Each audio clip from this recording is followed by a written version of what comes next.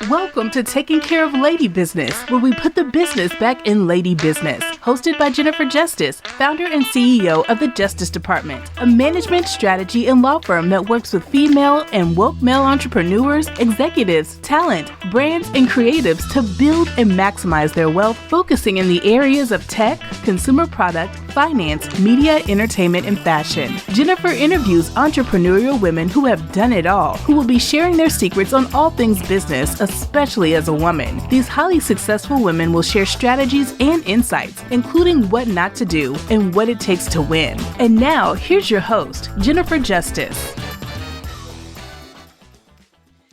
Hi, everyone. Welcome to this episode of Taking Care of Lady Business, where we're putting the business back into lady business.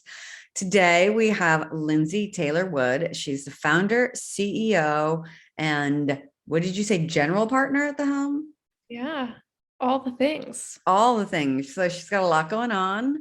And we're going to hear from her about all that the Helm does. So welcome on to Taking Care of Lady Business. Thanks, JJ. I'm happy to be here. We're happy to have you here. You have such an interesting business model, and I can't wait for everyone to hear about it. So why don't we start by asking like what, give us a little background of what the Helm is, exactly what it does. Yeah, the Helm is a fund and platform that makes it easy to invest in women. And we do that in two primary ways. So the first way is that we have a venture capital fund, and we make direct investments into early stage companies that are founded and led by women. We also have an angel network, a membership community of angels who maybe aren't quite ready to be an LP yet, but still really care about investing in women, or are more prolific angels who want more agency over the deals that they do. And so that's another way that we invest in women. And then we have a content and commerce platform where you can read all about female founders and funders, as well as shop their products and services. So we are sort of an all on ramps to driving capital towards women place to go. I love it. Same mission that we have here at the Justice Department. All right, let's back up, because I really wanted to start this podcast because there were so many things that I didn't know, and I wanted to interview my friends to learn about them. So you had mentioned that you get money from LPs. What is an LP? An LP is a limited partner. So think of it as a group of people who come together to write checks that go into a big pot, and that big pot is called the fund. And then the general partners, so myself and two other women, are the people who then take that capital and we deploy it. So we make direct investments into, again, those early stage companies that are built and led by female founders. And so early stage, by early stage, you're talking about like seed round, like. Yeah, so our sweet spot is seed. If you're following the sort of venture landscape, anyone who's listening, you'll know that early stage investing has come to sort of mean all sorts of things these days. So I think Fred Wilson literally just did a post about $100 million seed rounds, which is just absolutely insane. But typically, yeah, it's crazy. It doesn't make sense. But typically early stage for us, the sweet spot is seed. We do some pre-seed. We will do some strategic Series A. But what our sort of sweet spot is looking at a company that has enough traction that we can feel confident in what they're doing, versus pre-seed where you're really buying into a vision, or an A where you're really scaling something that already works. Seed is, minimum viable product. They have something in market, even if it's a handful of users or consumers, or, B2B, other businesses who are participating, or a product that we can literally look at, play with, something that's in market that says, this is working, we have traction, we need your help to get to the next step. Right. Okay, great. No, thank you for that. I don't want to assume everybody knows everything. All right. So let's then back up a little bit. So why did you start the Helm? What made you think that this was necessary? Yeah, as you've heard me say many times, one of the things I was solving for was the realization that women give their money away and men invest it. And being really stunned by that by virtue of the origin story of our company. So my background is in women's rights. I spent my whole Can we stop career. 1 second before? What Lindsey says, which I actually quote her all the time, is like, women are asked to give their money away to nonprofits and charities, and like, here, buy this $25,000 table at La La La Gala. And a guy at that probably same gala is asked to give 25,000 that his wife bought the table for or something, is asked to give $25,000 to invest in a company where his investment, he doesn't know if it's going to get back, but the likelihood is much bigger than if she just, invested in the nonprofit where you give your money away, not to say that there's not good purpose and whatever, but you say that a lot. And I think you're right. I have heard you say that before, but I think it's so poignant and like, it's worth just like highlighting a little bit.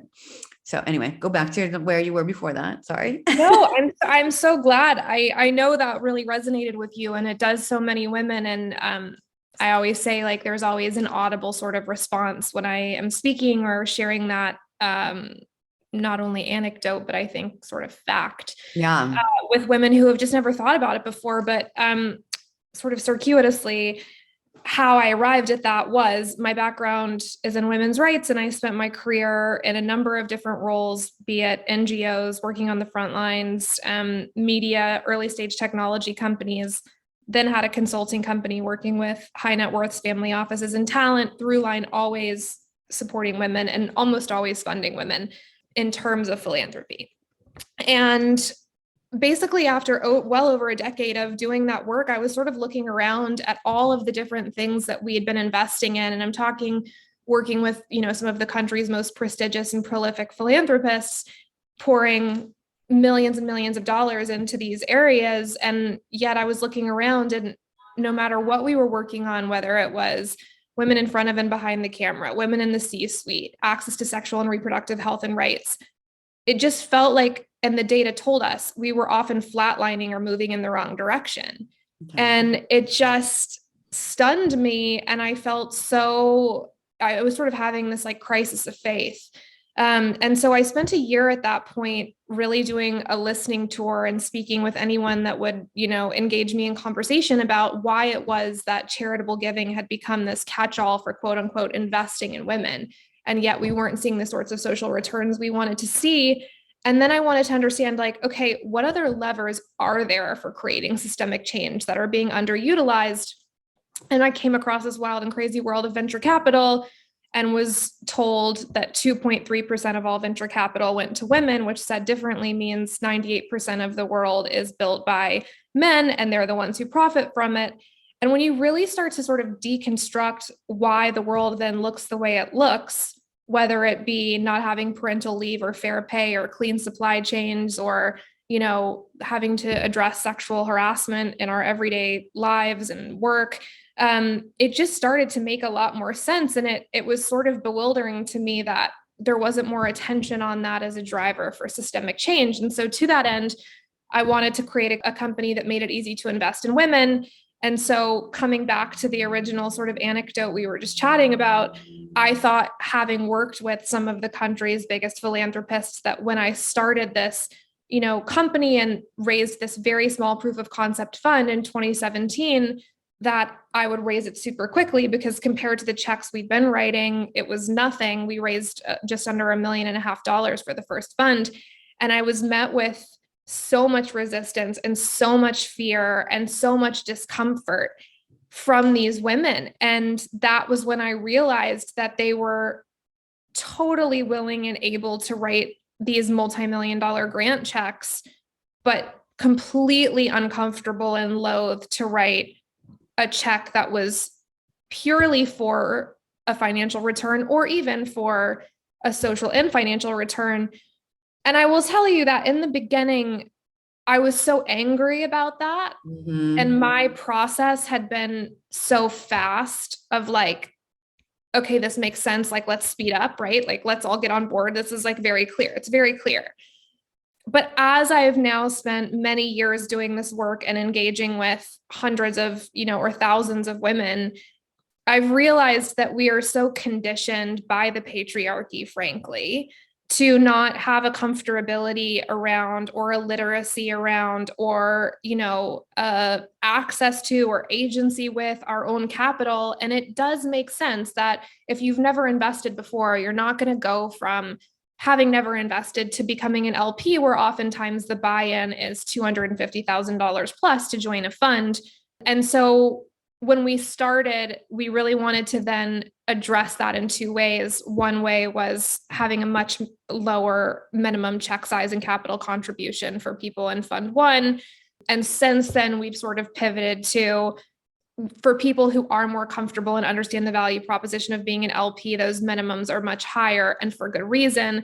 But we have created an angel network so that women can still participate and write much smaller checks as part of special purpose vehicles and still participate in investing in these companies. And so really meeting women where they are, and then also providing them with education and community along the way, because I think part of so much of what gives men confidence is just osmosis. They're in the rooms, they're around the conversations, they're sort of looked to for their leadership in a space where actually statistically women have shown to be better investors. But I think because of osmosis and just being by virtue of the way they move through the world and the sort of narrative that we have around men and money, they just feel more confident and comfortable. So we're trying to create an ecosystem by which we can provide those things for women so that, they may start writing a $1,500 check. And then hopefully as we grow with them throughout their career and as they generate more wealth, by the time they get ready to become an LP, they really trust us and understand how we can partner with them, and we're the place they go to write those bigger checks. So that's how we think about it. That is so much to unpack right there, because like you, I started the business. It's infuriating.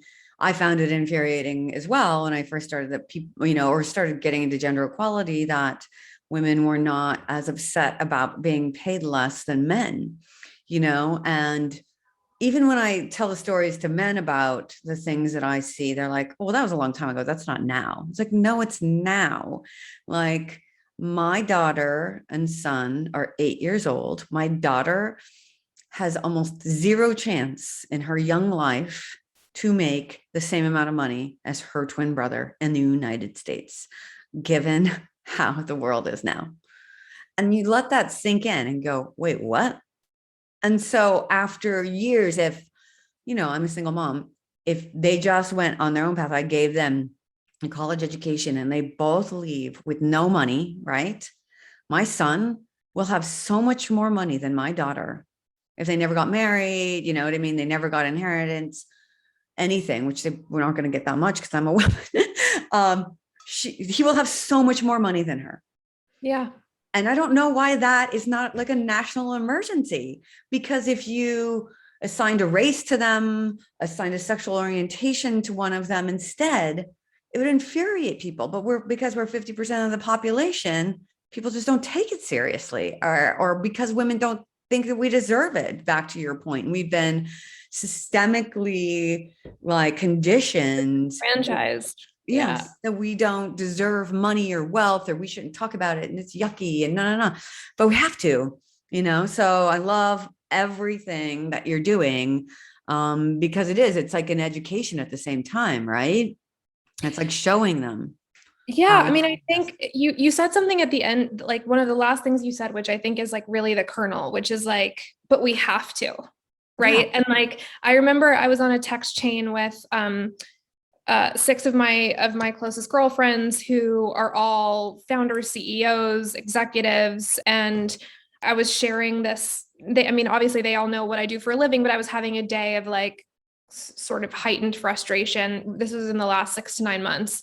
And I was saying to them, okay, but you're the prime example of women. Why are you not investing anymore? What's keeping you from being more involved in your day-to-day finances? And I would say, just to be clear, in relationship to most women that I come across, these are women who are in these rooms and circles and at least sort of understand the value proposition and nomenclature and have some sort of literacy by virtue of their work, but they still weren't perhaps as active or involved as I would have anticipated or hoped for. And so I was asking them, what is it? And the thing that we collectively sort of arrived at after one of the longest text chains I've ever had that lasted over days and hours and days, was we're all so busy trying to be all of the other things that have been sort of put on us, like the perfect wife, the perfect daughter, the perfect friend, the perfect CEO, the perfect this. We're taking care of so many other aspects of things, like, you know, very in the vein of Eve Rodsky, like there is not already fair play. So then to add another thing on top of it, another thing we have to learn, another thing we have to manage. It was so fascinating to me that that was actually the sort of bar. And yet the thing that I really came away from is exactly what you just said. It's like, yeah, it sucks, but we have to, right? And the thing that like, I just wish we also talked about more culturally is, if feminism is social, political, and economic equality, and we think about, we've spent almost since the inception of the country focused on social equality. I would argue in the last 10 to 15 years, women in politics and political equality has become much more timely and more, has garnered our attention much more. Economic equality is never dealt with, I know, as a whole. And yet I would argue it is the driver, it is the gatekeeper of both social and political equality. Yeah. And so it's the thing we have to do. And it sucks and it's hard and we're behind and we're starting from the back of the pack, but we just have to. And that's like where I'm at. And so, it makes me crazy and I can get super hot-headed about it and fired up about it. And in many ways that's great because that's what drives my work. But I think, at the bare minimum, listening to one podcast or reading one article, like we have to start somewhere and nothing's going to change. No, exactly. And yeah, it's incumbent on all of us, but it's also incumbent upon men. And that's the other thing. It's like, okay, fine. You can post about abortion rights. You can post about the women, women's equality, but where are you showing up? And like you said, it's like, like the economic equality. Yes, we are in a capitalist society. You can hate it all you want, but we are. That's not changing, and it's not changing because what is the alternative? I would also argue because in the work that I do and that we both do, there is so much pushback against capitalism, fair pushback and criticism.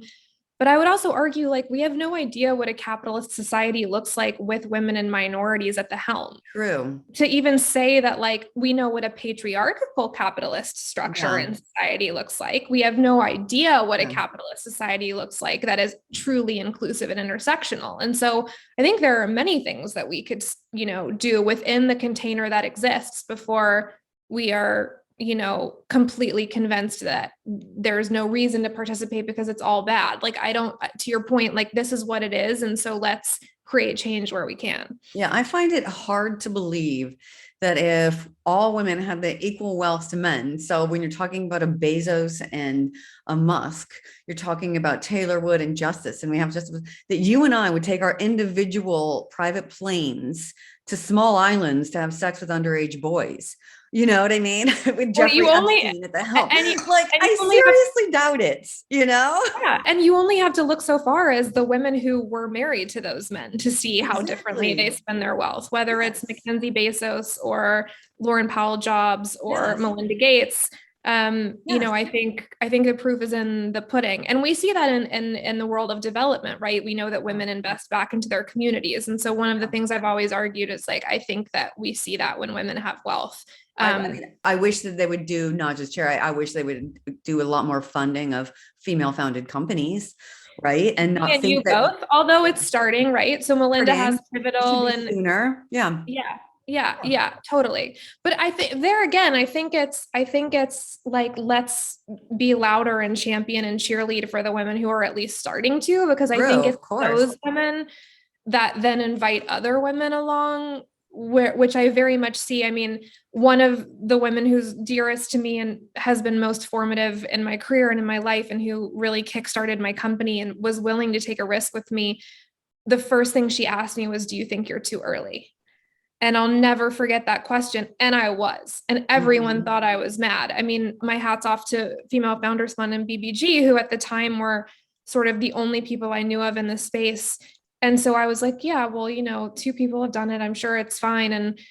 And then I just look back and I always think about her asking me that. And now, I don't know, what are we at, 5 years later or something? I'm just like, wow, yeah, like I was so early. And so I've gotten to the place where, again, I've tried to move away from the outrage Yeah. or at least funnel it into like, okay, we're going on a journey. It's going to be a long journey. Like, who's going to come along one step at a time? And, my hat's off to those three women that I just listed. While I'm with you, I think they can, should, could do more.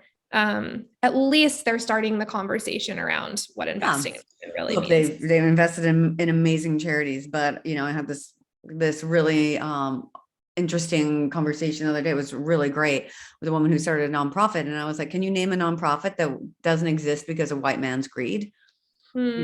So back to what you were saying, it's like you're funneling it through kind of like a necessary way, but just as necessary is from the top down and giving women money so they can make more money. So then they can funnel it to other people and they can make more money. So, I think it's all across the board, right? And level out that playing field. So let's talk a little bit more about what the Helm does on the day to day. We know the reason why, and we could talk about that all day long, but like, tell us about some of your portfolio companies and their products and what you focus, like, what is your investment thesis? Yeah, so we are generalists. So we look at virtually everything. However, one of the things that I noticed very early on was that of the 2.3% of venture capital that goes to women, there seemed to be a wildly disproportionate amount of that capital that went to CPG companies specifically, as well as consumer-oriented companies. And what that really said to me was, already we're seeing so little innovation that is being funded that's led by women. And now we're sort of relegating it to, not to say that the women building in those companies aren't amazing. We should be able to innovate however we'd like. But it was really interesting to me that, like, if someone had a clothing or a beauty or a razor company or whatever, those were the things that were able to get funding. But yet women who were innovating in industries with hard tech or deep tech or, industry like sectors, whether it was fintech or ag tech or wearable technology or things that weren't consumer product goods, were not really getting attention and they weren't getting funding. So with that, we have only invested in one CPG company. It's a direct-to-consumer hijab company. And that was really because we saw a massive market, an underserved market for women who want to wear a hijab.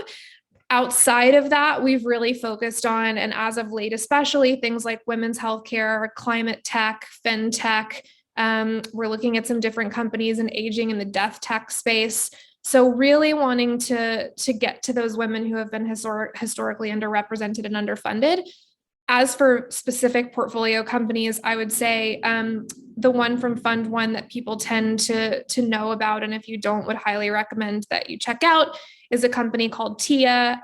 It is reimagining women's healthcare. So think about like a One Medical meets Planned Parenthood. Rather than have to go to 5 different physicians for the various things that you need as a woman, you can go to one clinic and you can access the sort of Eastern and Western medicine that speaks to your whole woman in one place. Mm-hmm. We were one of the earliest checks into TIA, and they just raised $100 million Series B. It's amazing. Roughly at a $600 million valuation, which I can't say for, I can say, but not say. So we're really excited about that company, as well as from Fund One, I would say a company to watch is called Rebellious Foods. Fun fact, 1/3, I believe, of all of the chicken consumed in the country is from schools, hospitals, and prisons. And this woman wanted to find a way to make that more healthful, those options more healthful. So she created a plant-based sustainable meat called Rebellious Foods. And they are out raising their Series B. They're both B2B and D2C. They're kicking ass, really amazing.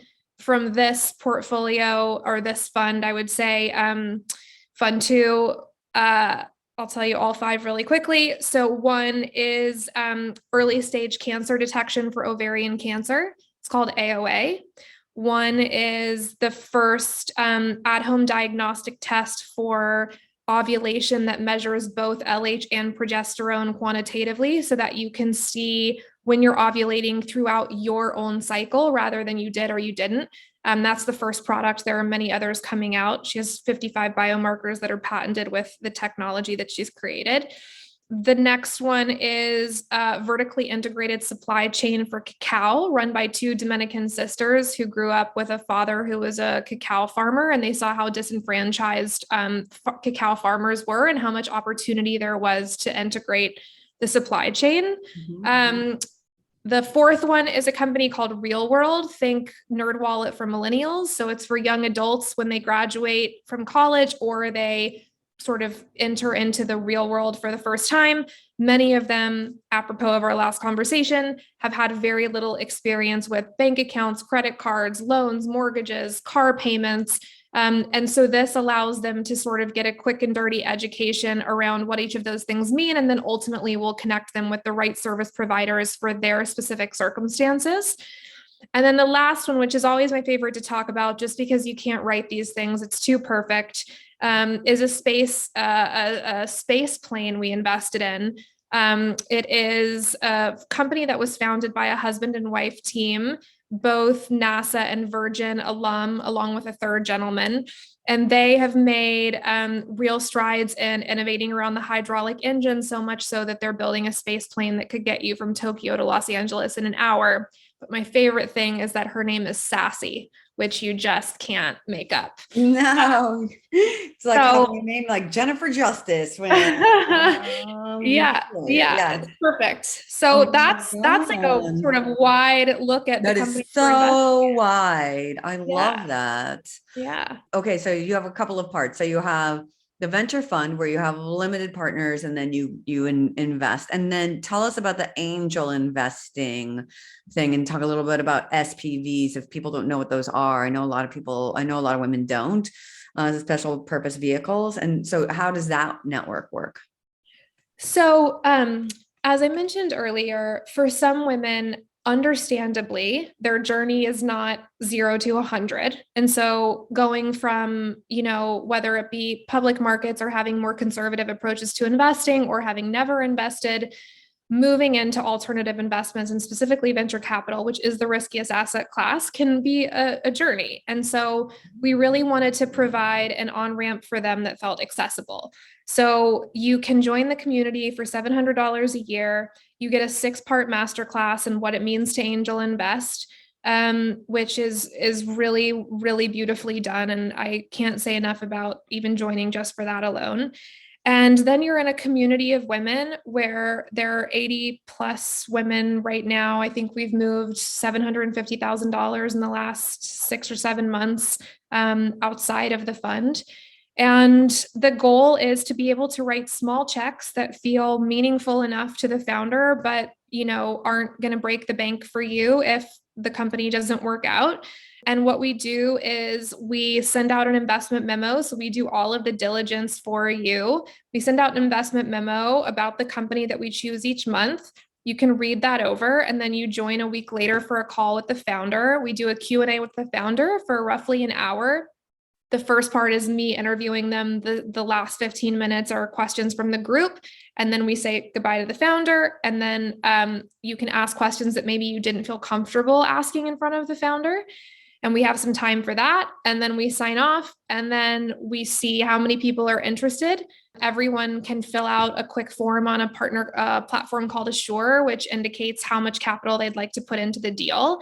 And if we have enough momentum for whatever the founder has set the minimum sort of, capital contribution at, if we have enough momentum, which so far we've done every deal, then we put it into what is called a SPV, a special purpose vehicle, which is a vehicle that allows a number of different people to come together and syndicate a deal. So it means that whereas, one person may not be able to put in $25,000, if a group of people come together, then they're able to meet the minimum threshold, which allows an investment into the company.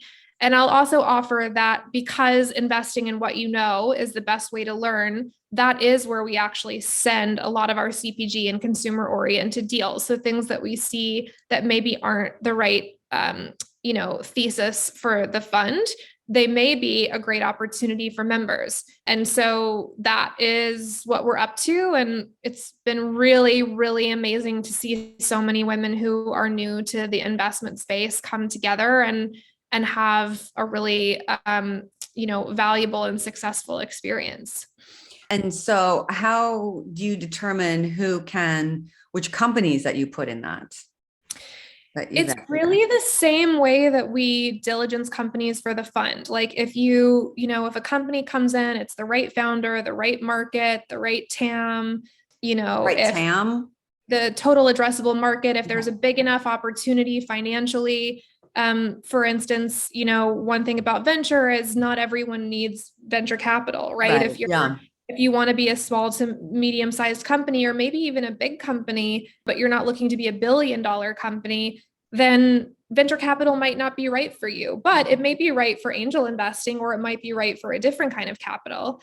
So for instance, the deals that we look at tend to be consumer CPG for membership, or alternative sort of revenue structures. For instance, we did a company called Dog Drop, which is franchising doggy daycare. Franchises don't tend to be a great fit for venture capital, but it was a great opportunity for angel investors. Another example would be, we use our community a lot like a growth fund. So if we have a company in fund 1 that's performing extremely well and we want to exercise our pro rata or follow on or acquire more equity, we can go out, which is amazing for these angels, to say, this is actually a company that's taking off and we've been able to secure a certain amount of equity. So, it tends to be sort of a catch-all for things that aren't right for the fund. And that's also great for angels because they're able to see a really wide swath of opportunities and then again, come in at a check size that is more accessible than it otherwise would be to participate in a fund. Right. Yeah. And then you also have the platform, right, that sells the products. Are these the products of the things that you invest in, but you don't just do consumer goods? So yeah, no. And so we have a relatively big announcement coming up on that front yet soon, which I can't share total details about yet. Well, when your podcast comes out, we'll it'll have come out by then probably, and we'll highlight. Okay. Well, I'll tell you. Pending nothing crazy happens, at which case you would have to edit this out. We are we're partnering with, it's sort of an acquisition partnership mashup with the Vertical, who is a platform that lets you shop your values across a myriad different areas. So whether it's minority owned businesses, climate, sustainability, supply chain, whatever your sort of values oriented interests are, we will be the female founder vertical at the Vertical. And so we will be migrating over to them. But it really came back to in 2016 at the time when we started talking about this, just there was no one talking about it. And we were so early, and it's amazing to see the cultural conversation happening now, or starting to happen. But at the time it was crickets. And so the idea was, how can we create one place where no matter how little or how much money you have to direct towards women, we can provide an opportunity for you. And we wanted to acknowledge and to sort of honor that so many women, more women than not, do not have the resources to make direct investments, but they do have the resources and ability to shop their values and to support women with their wallets, because we are all consumers. Yep. And so it was really about, one of our primary goals and the things we're the most passionate about is democratizing access. And that was another way that we could do that. And so until now, and still for, a little bit longer, we have this e-commerce platform where you can shop female founded businesses. And we're so excited to give it an even bigger platform through this partnership with the Vertical. Yeah, that's awesome.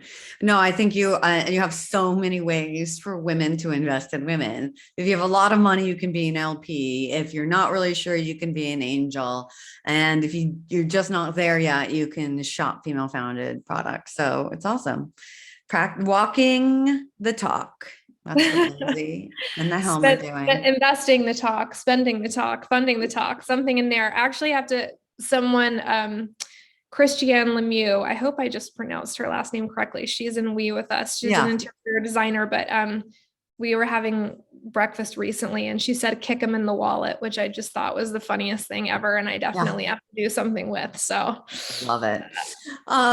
Anyway, so, we're running out of time. I do want to ask, like, if you have advice for women who are trying to get money in particular, what do you see things that, like, maybe tricks that they could do to help themselves get funded or get in the eyes in front of people like you? That's a really broad question, but yeah, it's a tough question because it's exactly like you said earlier, like this is the system we live within. And I want to be honest about the fact that it's a tricky one and a hard one, and it's not easy to get funding.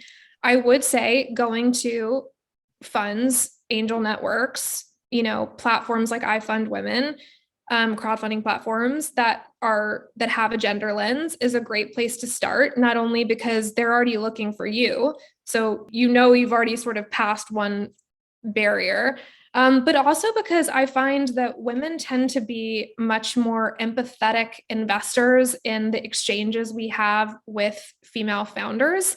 And so I think sometimes it can be a good place to get your sort of feet wet, because it can be sort of brutal to be going out in the early days only to men. And if you do have a product that's gendered, it's even worse.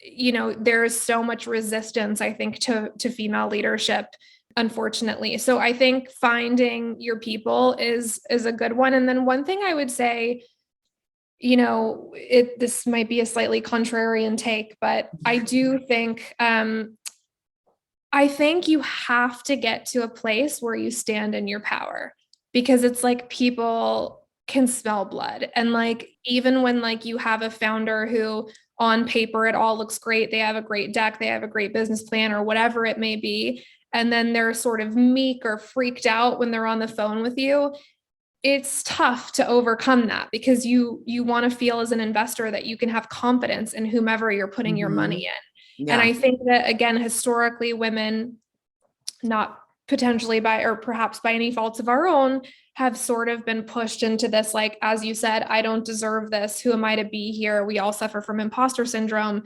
And so I would just say, as many people as you can pitch, even if they're your friends and family, even if they're people who you actually know that you're probably not going to get a check from, to get to the point where you can be really strong and really confident and really succinct and ready for those bigger pitches, I think is huge. Because you don't want to sort of blow it.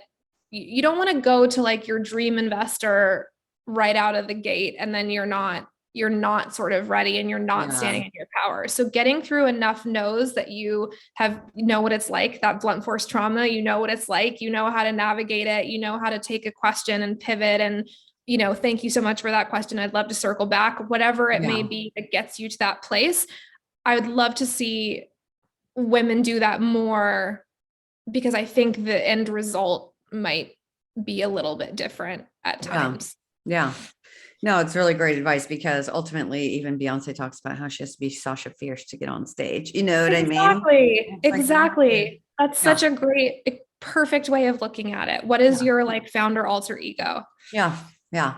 All right. So I know we're running out of time. You obviously have a lot going on. So the last question I ask everyone is, what is the worst advice you've ever received? It's such a hard question. I mean, I've had a lot of really shitty things said to me, but I would say that honestly, this is like a weird way of answering this question, but I think like the worst advice is like advice that I gave myself when I wasn't in that power. Mm-hmm. Like it was like anything that I did that was fear-based always came back to haunt me. And so it was like, I don't know, I'm going to like deal with this person because I'm so scared I can't find another person that can do this job, or I'm not strong enough to build this company on my own. So I'm going to go and, find co-founders that might not be the right fit for me and the company, which is okay. But like, there are all of these decisions that I think you make really early on because you're so scared. Like you're so scared about not being able to raise the capital. You're so scared about suddenly being responsible for people's livelihoods and families. And, people are moving across the country and doing all these crazy things to work for you. And it's like the weight of the world, and it's so heavy. And so I think oftentimes you come from this place of like, not like, I got this, let me be really thoughtful and intentional and think about the long-term implications of something. Like, it can be very reactive and very fear-based in the beginning. And so I think like anytime I listened to that and I didn't just trust that I knew the answer and I could like sit with it and like find my way there. Yeah. Those were always the moments that were the most explosive. Yeah. Amazing. No, that's good. You're the first one to say that. So thank you. I love it. It's so true too, right? Like, fear is a motherfucker, right? It really is. It really is. Okay. So people want to find you, join the Helm, see where you are. How do they do that? Thehelm.co is our website, and it's also Twitter, Instagram, Facebook, all the things. And you can find, we're raising our second fund currently. So you can, if you're interested in being an LP, you can learn more about that. You can learn more about joining our angel network. You can shop, you can read, you can do all the things. And I'm always happy to meet anyone, men and women, who are passionate about gender justice, specifically as it relates to economic equality. So please feel free to reach out if those things appeal to you and you want to join us in the work we're doing. Yes, amazing. All right, everyone. Thank you so much for listening to this episode. Thank you, Lindsey Taylor-Wood, for being here. Thank you, JJ. This was the best way to start my day. Oh, good. I'm so happy. Let us know who else you want to hear from. But until next time, I'm Jennifer Justice.